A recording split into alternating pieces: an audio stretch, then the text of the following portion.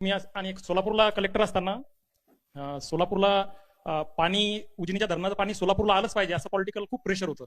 तुम्ही दडपण कसं हँडल करता थोडं काय ऑब्जेक्टिव्ह आहे की सोलापूरला पाणी द्यायचा हा ऑब्जेक्टिव्ह होता. कायदा काय सांगतो की उजनी धरण 8 मई धरण आहे, म्हणजे मार्च नंतर पाणी सोडण्याचा प्रश्न येतो नियमानुसार कायद्यानुसार. ऑफकोर्स प्रॅक्टिस वेगळी जरी असेल तर पण ऍक्च्युअल तो कायदा आहे. तर धरणच 8 मई आहे.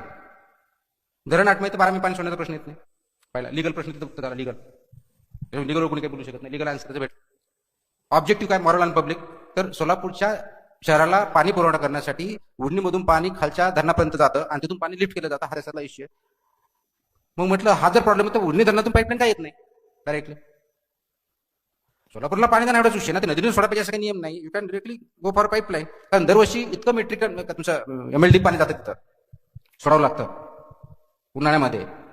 त्या पाण्याच्या कितीतरी काहीतरी 1-2% सुद्धा पाणी शहराला भेटत नाही. कारण पाणी ऑफकोर्स इव्हॅपोरेशन लॉसेस आहेत, बाकीचे लॉसेस आहेत, मूर्त आहे, ऑल सेड अँड डन. त्याच्यावरती पूर्ण ऊसाची शेती चालते, तिथून लिफ्टिंग होत आहे, सगळ्या गोष्टी आहेत. ज्यावेळेस मी कलेक्टर म्हणून तिथे जॉईन झालो होतो त्यावेळेस मी पहिला प्रश्न, इथला सर्वात मेजर प्रॉब्लेम आहे मी हातात घेतला होता. कारण तो तुम्ही आता हातात कसा घेता तुमचं कन्व्हिक्शन आहे की नाही.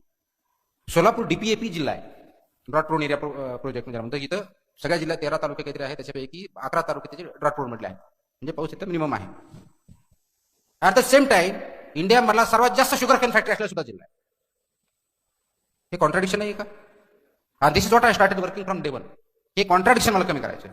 त्याचाच परिणाम म्हणून तिथं दुसऱ्या बाजूला दरवर्षी 500-700 टँकर पण लागत होते पियाच्या पाण्याला. म्हणजे सर्वात जास्त ऊसाचं क्षेत्र तिथं, सर्वात जास्त शुगर फॅक्टरीज तिथं, सर्वात मोठं धरण तिथं, सर्वात टँकर जे असतात तिथं. एवढे कॉन्ट्राडिक्शन एका जिल्ह्यात कसे असू शकतात? हा something not gone wrong either in the policy or implementation. And who is responsible for the district? Ownership. I took the ownership. I said मला हा प्रॉब्लेम सॉल्व्ह करायचा. I started working on it and did solve to a certain extent. जे काय मला 17-18 महिन्यामध्ये did solve.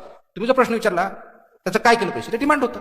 म्हणलं मी सोडणार नाहीये. का सोडणार नाही? कारण लिगली तुम्ही बाउंड नाहीये. मला याला पाणी द्यायचं त्याचं कसं करायचं बघतो मी. I tackle that problem.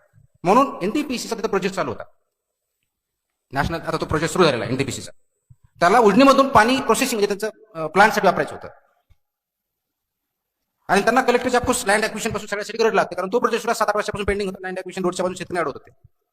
Meeting झाली, त्यांना म्हणलं मी तुमच्या लँड ऍक्विशनचे प्रॉब्लेम सोडतो. That is my responsibility. 15 दिवसात तुमचे प्रॉब्लेम सोडले जातील. तुम्ही जी पाईपलाईन करताय त्याचं पाणी शहराला द्यायचं आणि शहरामधलं जे सिवेज वेस्ट होईल त्याचं प्रोसेस पाणी तुम्ही घ्यायचं. हे अग्रीमेंट करा. त्यांच्याबरोबर अग्रीमेंट केली. म्हणून मला नवीन पाईपलाईन करण्याची गरज पडली नाही. NTPCला जी पाईपलाईन जाणार होती त्याचं डायरेक्टली पाणी उडणे धरणाचं पण NTPCला जाण्याच्या ऐवजी शहराला भेटेल. शहराचं STP मधलं जे पाणी असेल त्याचं त्या लेवलचं प्रोसेसिंग करायचं आणि ते प्रोसेसिंगचं पाणी त्यांना द्यायचं. म्हणजे त्यांना जे पाहिजे ते पाणी भेटणार. गव्हर्नमेंटचं कन्फरन्स घेतलं, ऑनरेबल चीफ मिनिस्टरचं त्याच्यामध्ये ऑफिशियली घेतलं. Everybody was on willing plate. काम सुरू झालं, त्यांचं पाईपलाईनचं काम कंप्लीट होत आलं. आणि इकडे प्रश्न मला मी सोडणार नाही का तुम्हाला पाणी द्यायच्या वगैरे मी देतो. Then the politicians made huge issue. However of course तिथे शेतकरी होते. They went to high court. हायकोर्टाला दाखवलं 8 महिने 12 महिने नाही. हायकोर्टाने त्यांना फटकार मारले. Legally sound, public interest. आता प्रश्न असा आहे की प्रेशर, याला तुम्ही प्रेशर बघितलं असतं त्याला हातच लावायचा. हा प्रॉब्लेम होता. तो प्रॉब्लेम सॉल्व्ह करण्यासाठी as a leader that's your responsibility. Are you able to take that responsibility and ownership as a public servant is the most important question you have to ask yourself. If you are owning the project you have to think it through. पाणी द्यायचं नाही, सोडायचं नाही हा विषयच नव्हता. विषय वेगळा आहे. You have to understand that's ownership. पण त्या अनुषंगाने टँकर नव्हते. का नव्हते? हे टँकर लागत होते. का लागतात? 700 लागतात. का लागतात? पाणी नाही. पाणी का नाहीये? सोर्सच नाही. म्हणजे कुठे सोर्स नाही बघू आपण. पहिल्या वेळेस मागितलं आपल्याला माहिती केलं. ज्यावेळेस होतं त्यावेळेस आपला तहसीलदार मात्र रिपोर्ट येतात, BDO डेप्युटी इंजिनियर असतात त्यांचा. प्रत्येक गावामध्ये किती पाण्याचे सोर्स हे स्त्रोत. जे सुरू झालं त्यावेळेस 700 स्त्रोत दाखवले होते मला. म्हणलं 1 महिना घ्या, ते 1200 झाले.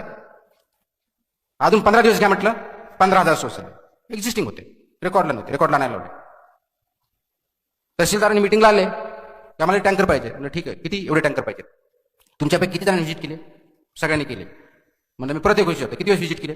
नाही सर 8 दिवस द्या. 400 टँकरची मागणी 34 टँकरवर 8 दिवस तहसीलदारकडनंच. परत आले, किती पाहिजे? 34. कोणत्या गावात? ह्या गावात पाहिजे. X गावामध्ये पाहिजे. ठीक आहे. किती क्षेत्र आहे? एवढं. बागायती किती आहे? 20 एकर. टँकर कशाला पाहिजे? गावात बागायती आहे म्हणजे विहीर आहे. टँकर कशाला पाहिजे? ओनरशिप. 15-16चा ड्राऊट होता, आठवत असेल तुम्हाला. ड्राऊट मध्ये 7 टँकर मी दिले होते. एकही चारा छावणी नव्हती.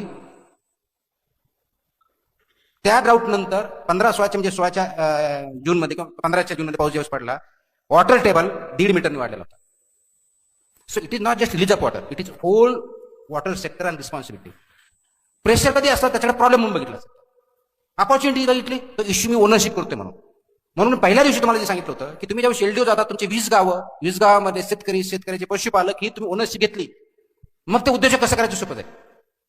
सो प्रेशर घेण्यापेक्षा ओनरशिप घ्या. That's my mantra. If you do that I think you can Excel.